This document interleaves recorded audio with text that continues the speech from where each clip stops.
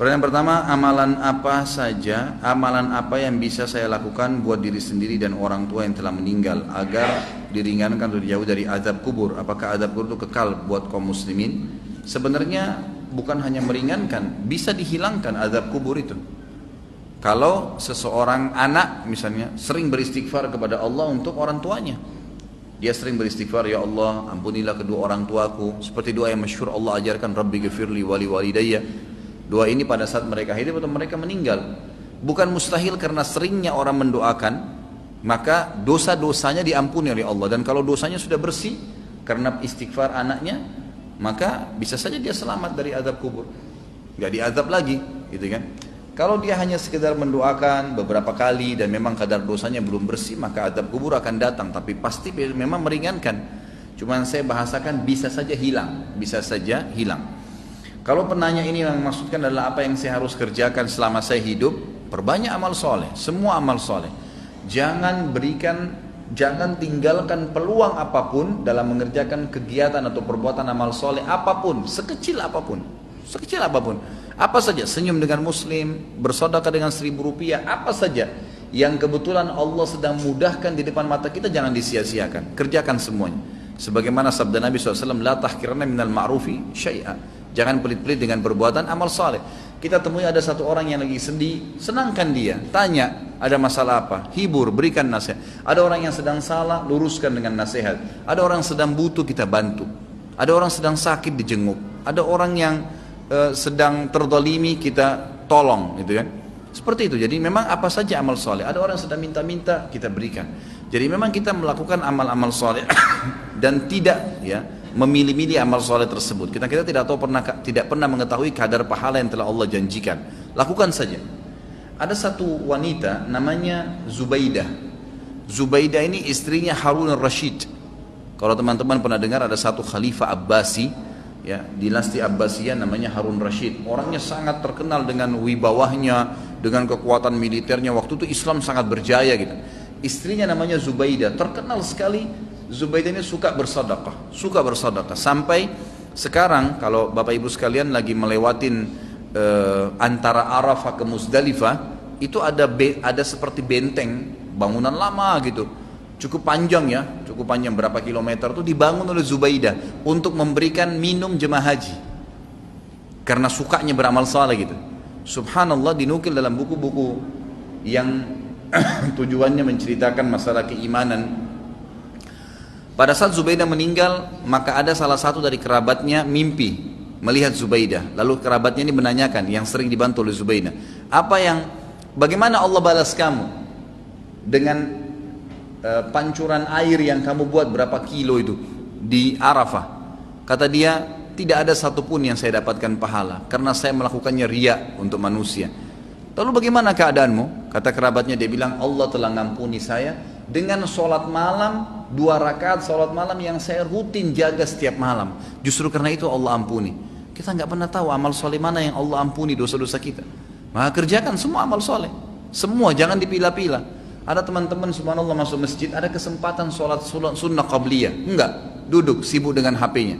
Ada kesempatan lagi macet jalanan, bisa buka HP untuk baca Quran, bukan baca SMS, baca Al-Quran. Beberapa ayat bisa dilakukan sebenarnya, gitu ya. Tapi nggak dilakukan.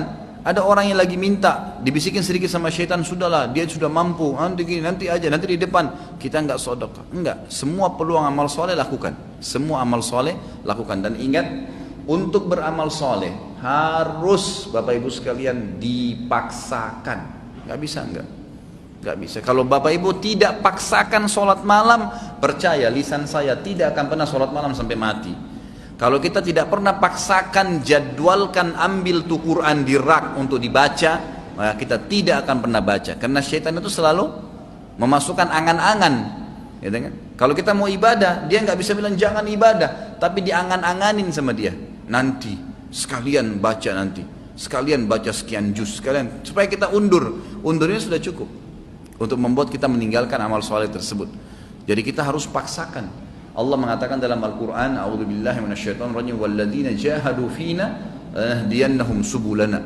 Orang-orang yang memaksakan diri untuk menempuh jalan-jalan kami, maksudnya perintah-perintah kami, mengerjakan kewajiban yang sunnah, semua dijadwalin sama dia, dipaksakan diri, kami akan pandu dia menuju ke jalan-jalan kami.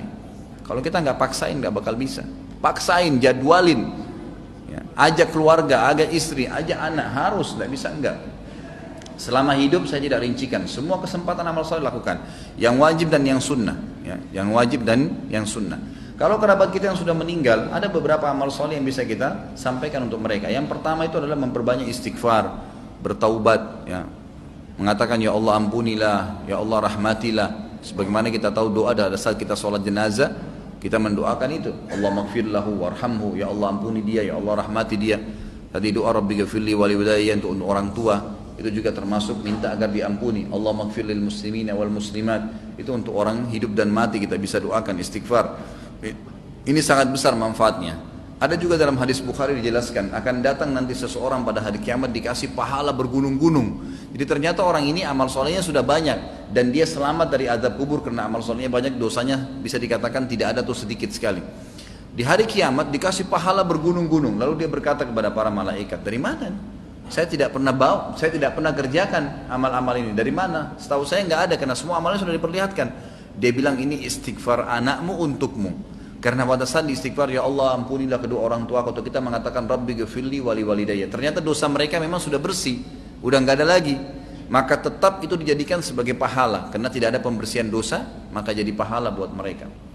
Kemudian ilmu yang bermanfaat yang dia milikin, yang pernah diajarkan kepada kita, makanya saya sarankan orang tua agar selalu tiap hari berbicara dengan anak-anak, titipkan selalu pesan-pesan agama kepada mereka, masalah sholat, masalah apa saja.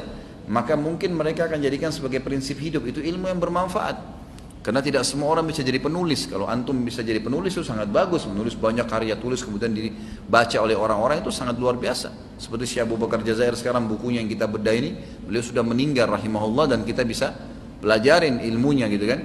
Tapi kalau tidak maka apa saja, termasuk ulama mengatakan kalau seorang ibu mengajarkan anaknya cara masak dan dia praktekin dalam hidupnya, itu ilmu yang bermanfaat. Seorang ayah mengajar anaknya untuk ke masjid, laki-laki misalnya, mengajar anak-anak untuk mewajibkan mereka untuk pakai jilbab, lalu jadi prinsip hidup mereka, itu semua ilmu yang bermanfaat.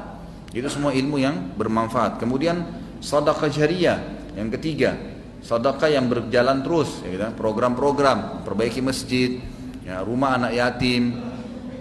Dan ada di sini yang saya ingin titikberatkan, yang banyak dilupakan oleh kaum muslimin, ya. Kita masih jarang sekali berpikir untuk membiayai para dai-dai dan ulama-ulama kita. Ada tulisan buku yang insya Allah juga sudah saya tulis, ya, insya Allah saya terus akan penuhi poin-poinnya. Judulnya itu Wahai Muslim muliakanlah ulamamu. Kita kadang-kadang berpikir atau belum berpikir, ya, kalau bertemu antara seorang alim ulama, memang dia sangat luar biasa ilmunya. Bertemu antara dia, kata ulama, ini pendapat para ulama, seorang alim bertemu dengan seorang fakir miskin, tapi si alim juga ini kehidupannya pas-pasan, yang mana didahulukan? Kata para ulama, si alim yang didahulukan dari si fakir miskin. Nah, dia juga dalam keadaan miskin. Kenapa? Karena satu orang alim itu bisa memberikan manfaat kepada jutaan umat dibandingkan dengan orang fakir miskin yang tidak punya ilmu. Sampai pada tingkat itu. Kalau di Saudi ada sponsor dai, ada pembiayaan para ulama. Tidak ada ulama itu yang sengsara. Kalau di Timur Tengah, mereka disiapkan segala-galanya oleh kerajaan atau oleh kaum muslimin yang membiayai mereka. Ini juga hal yang mendasar. Itu bisa menjadi sedekah jariyah karena pada saat dia ternyata melakukan, ya, taklim, dia bisa nulis buku dari sumbangan harta yang kita kasih, maka tentu kita akan punya andil.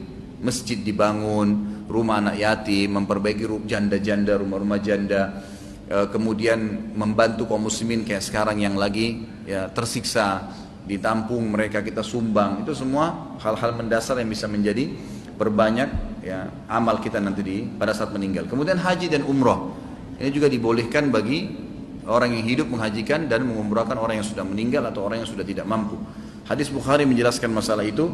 Seseorang datang kepada Nabi SAW berkata, ya Rasulullah, sungguh ya Rasulullah, orang tua saya, ayah saya sudah tidak mampu mengadakan perjalanan haji, umroh, bahkan musafir, tapi masih hidup, sudah tua sekali nggak mampu. Apakah boleh saya haji dan umroh untuknya? Kata Nabi SAW, umroh dan hajilah untuknya. Berarti orang tidak mampu boleh. Orang yang sudah meninggal adalah hadis Bukhari juga, seseorang sahabat pada saat sedang haji bersama Nabi SAW, lalu dia berkata, ya Allah, labbaik Allahumma hajjan an syubrumati. Ya Allah, saya niat haji untuk syubrumah, keluargaku yang sudah meninggal. Lalu Nabi SAW mengatakan, ahajjta an nafsik, kau pernah haji enggak buat dirimu? Dia bilang, belum ya Rasulullah. Kata Nabi SAW, huj an nafsik, thumma huj an syubrumatik. Haji dulu buat dirimu, baru kau boleh hajikan kerabatmu yang sudah meninggal. Hadis ini juga menjelaskan bolehnya haji dan umrah untuk kerabat. Ini kurang lebih yang diberikan gambaran oleh para ulama.